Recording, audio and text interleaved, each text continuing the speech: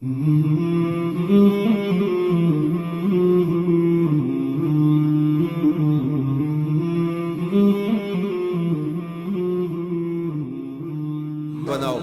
تو کہتے ہیں کہ میں وہاں اس کی خدمت کرنے لگا، اس کے باغوں کو گوڈی کرتا۔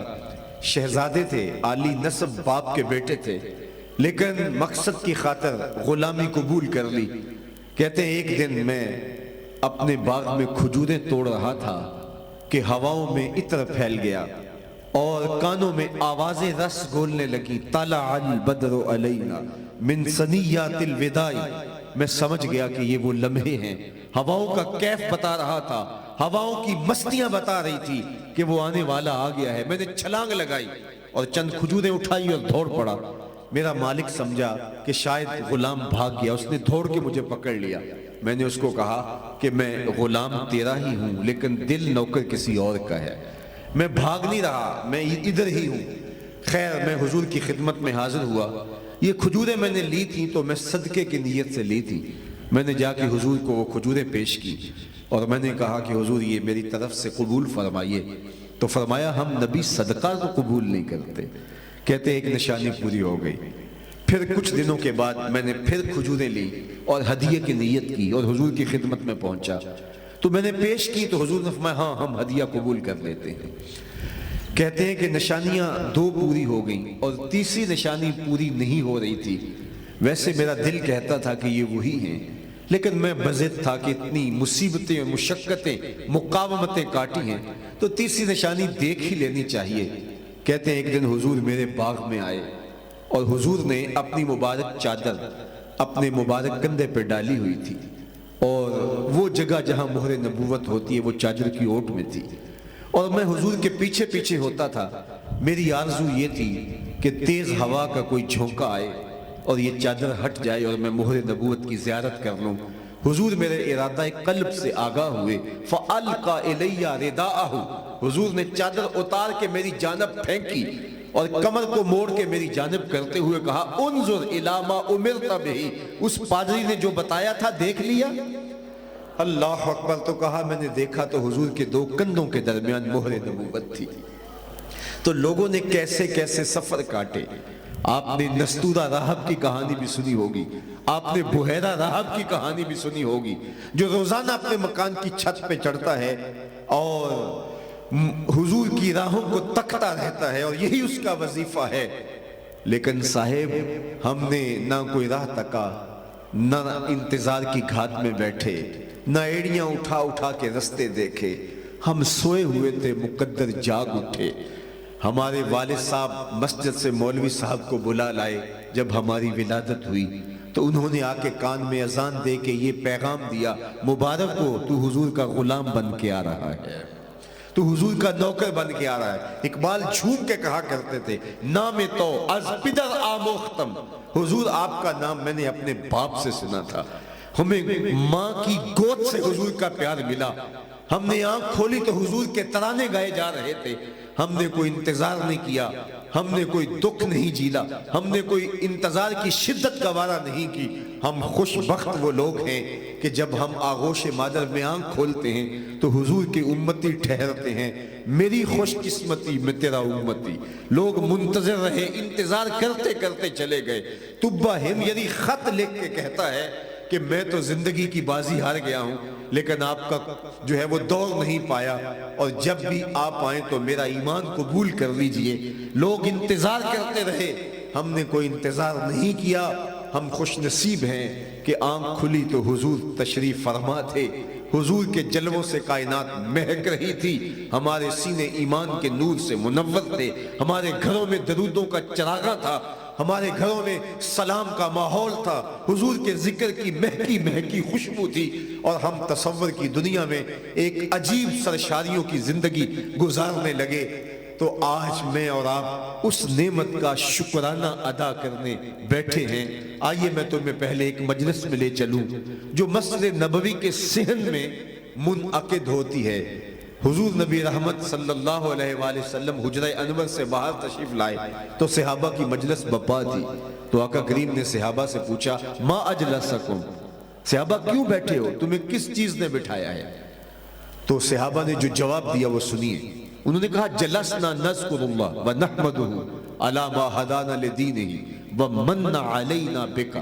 حضور ہمارے بیٹھنے کا مقصود یہ ہے ہم اللہ کی حمد بول رہے ہیں, اس کا شکر ادا کر رہے ہیں اس بات پر کہ اس نے ہمیں ہدایت دین عطا کی, اور اس بات پر کہ آپ کی صورت میں اس نے ہمیں نعمت عطا کر دی, آپ جو مل گئے ہیں اس لیے ہم اللہ کا شکر ادا کر رہے ہیں. اگر حضرت حسان بن ثابت کی الگ سے بولی سننا چاہو تو وہ کہتے ہیں من علینا ربنا ام بعث فینا محمد, ہمارے رب نے ہمارے اوپر احسان کیا ہے کہ ہمیں محمد عربی عطا کر دی. شاید اسی کا منظوم ترجمہ ہے فضل رب العلا اور کیا چاہیے, مل گئے مصطفیٰ اور کیا چاہیے. کہا ہم اس لیے بیٹھے ہیں کہ آپ کی صورت میں جو انعام خداوندی ہوا ہے اس پر اللہ کا شکر ادا کریں. بات تو سادہ سی تھی, کوئی آپ سے پوچھے کیوں بیٹھے ہو تو آپ کہیں گے حضور کا ذکر سننے بیٹھے ہیں, تو بات ختم ہو جاتی ہے. حضور نے کہا کیوں بیٹھے ہو, کہا اللہ کا شکر ادا کرنے بیٹھے, اس پر کہ اس نے ہمیں نعمت اسلام دی اور آپ عطا کیے. حضور نے فرمایا کیا تم اس بات پہ قسم دے سکتے ہو کہ اسی لیے بیٹھے ہو؟ تو صحابہ کو حیرت تو ہوئی, لیکن انہوں نے کہا جی ہم قسم دیتے ہیں. فرمایا دو قسم. صحابہ نے باقاعدہ حلف اٹھایا, صحیح مسلم میں روایت ہے, سنن نسائی میں روایت ہے, صحابہ نے باقاعدہ حلف دیا ہم حلف اٹھاتے ہیں ہم اسی لیے بیٹھے ہیں کہ اللہ کا شکر ادا کریں اور آپ کی صورت میں جو نعمت خداوندی نصیب ہوئی ہے اس پر جو ہے وہ اللہ تعالیٰ جل شانہ کا شکرانہ ادا کریں. جب باقاعدہ وہ حلف دے چکے تو ان کے چہروں پہ استجاب تو تھا, حیرت تو تھی.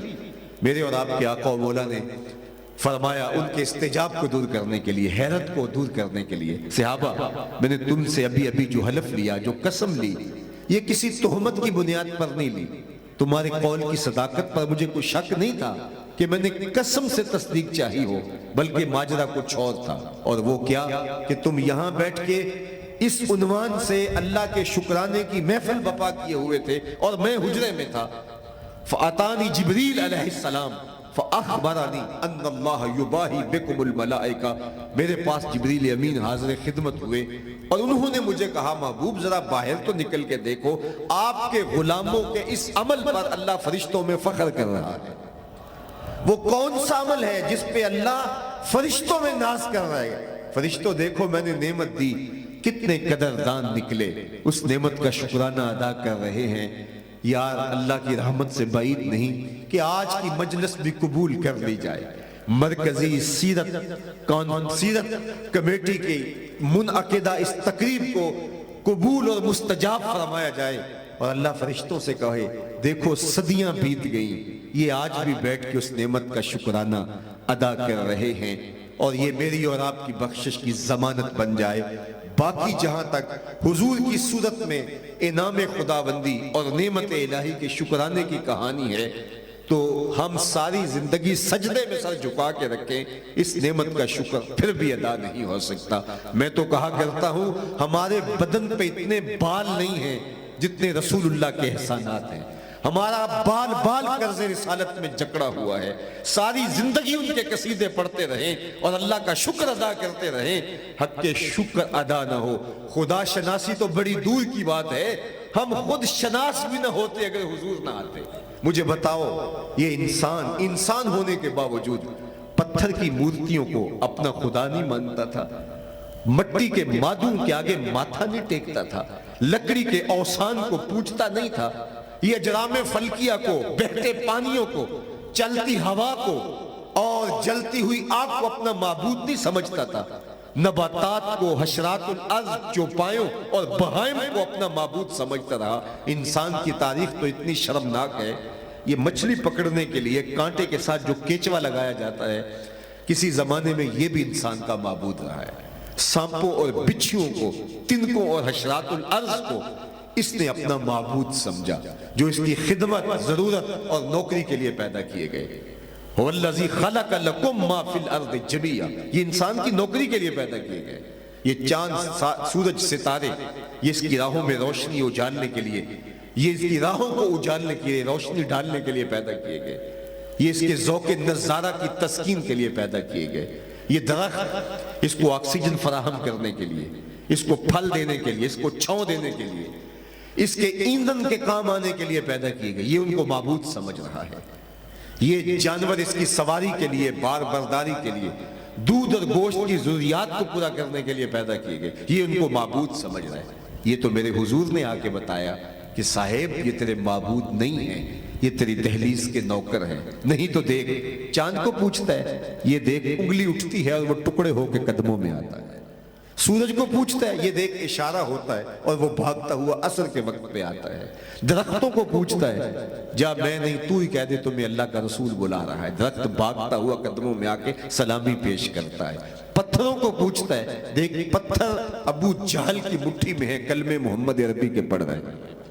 اب انسان کی آنکھ کھلی کہ میں کہاں بھٹکا ہوا تھا، میں اپنی پیشانی کا تقدس کہاں کہاں پامال کر رہا تھا۔ اب اس کی آنکھ کھلی ہے اور اب اس کی ٹونی بدل گئی، لہجہ تبدیل ہو گیا۔ اب اس کا بدلا ہوا لہجہ دیکھیے، اب وہ بولتا ہے، فرشتہ کہنے سے میری توقیر گھٹتی ہے، میں مسجود ملائک ہوں، مجھے انسان رہنے دو۔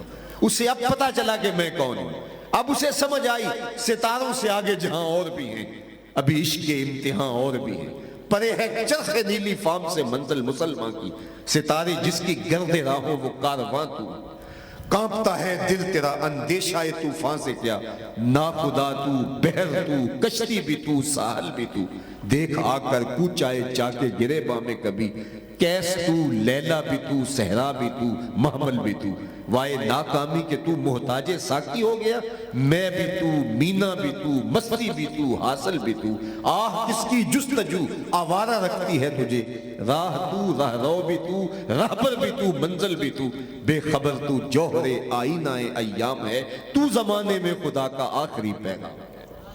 انسان کی خود سے ملاقات ہوتی ہی تب ہے جب حضور کی دہلیز پہ حاضر ہوتا ہے، ورنہ یہ آج بھی اپنے آپ سے ملاقات نہ کر پاتا۔ مجھے سید سلیم گیلانی کا ایک شعر اتنا اچھا لگتا ہے اس عنوان سے، آپ میں جو ادب کا ذوق رکھنے والے ہیں وہ تو نہال ہو جائیں گے، لیکن اس کے لطف اور اس کی سرشاریوں سے کوئی بھی محروم نہیں رہے گا، چونکہ جان اتنی ہے۔ اور میری ساری گفتگو کا خلاصہ ہے، نہ خرد کی روشنی تھی، نہ جنوں کی آگ